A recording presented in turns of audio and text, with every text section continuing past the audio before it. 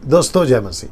प्रभु यीशु के नाम से मैं आप सभी का बहुत स्वागत करता हूँ 5 minutes Bible study with pastor Dhilraj के इस प्रोग्राम में।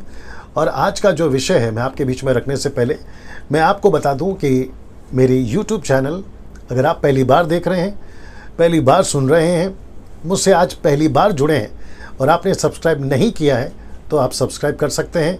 इसके कोई पैसे नहीं लगते। आप क्या कर सकते हैं, आइकॉन बेल दबा लीजिए।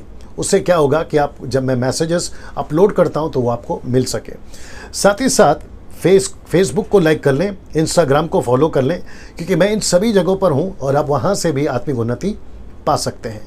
आज का विषय दोस्तों बहुत दिलचस्प है, मैं आपके बीच में रखने जा रहा हूं और मैं आपको बताऊं कि आज जिस विषय पे हम बात करेंगे वह है 5 बुनियादी मसीह सिद्धांत। जी हाँ दोस्तों, मैं रिपीट कर रहा हूं, 5 मसीह बुनियादी मसीह सिद्धांत, बेसिक डॉक्ट्रिन्स ऑफ क्रिश्चियनिटी।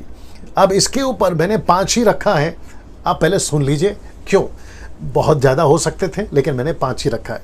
सबसे पहला सिद्धांत जो आपको एक न्यू कमर्स या बिगिनर या अभी जो आप प्रभु में आए हैं, आपको जो पहली चीज़ आपके दिमाग में जहन में रखनी है वह है बाइबल में परमेश्वर का वचन सच्चा है। बाइबल करप्ट नहीं है, परमेश्वर का वचन करप्ट नहीं है, इसमें कोई मिलावट नहीं है। ट्रांसलेशन हजारों में हो सकते हैं लेकिन स्क्रिप्चर में कोई गड़बड़ नहीं है। दूसरा तिमोथी 3:16 में वचन कहता है, परमेश्वर कहता है, मेरे जितने वचन हैं वो मेरी अगुवाई से, मेरी प्रेरणा से लोगों को दिए गए ताकि कलीसिया में सुधार हो और कलीसिया जो है परिपक्वता में पहुंच सके ना। दूसरा, परमेश्वर 3 है, परमेश्वर 1 है। जी हाँ, आपने ठीक सुना, परमेश्वर 3 है, परमेश्वर 1 है। ट्रायून गॉड, आप उसको जो जब सिद्धांत में आते हैं ट्रायून गॉड, जिसमें पिता पुत्र पवित्र आत्मा आते हैं, तो वो 3 व्यक्तित्व है, 3 पर्सनालिटी है, लेकिन वो एक परमेश्वर है। अब इसको समझने के लिए उत्पत्ति 1 का 1 से 3 तक में आपको पता चल जाएगा। एक उदाहरण भी दूंगा लेकिन पहले इसको देख लीजिए। उत्पत्ति के पहले ही किताब में तीनों दिखाई देते हैं, परमेश्वर भी दिखता है, पवित्र आत्मा भी दिखता है और यीशु भी आपको दिखेगा, जैसे कहा कि he spoke and things happened, यानी उसने कहा और चीजें हो गई ना। इसको देखिए, एक घर को आप कब समझोगे? आप नए घर में जितना रहोगे आप उतना समझोगे, कौन सा कमरा कहाँ है, कौन सा कमरा कहाँ नहीं है, कौन सी चीज़ें कहाँ हैं। वैसे ही आप बाइबल को तभी समझोगे जब आप बाइबल को पढ़ोगे।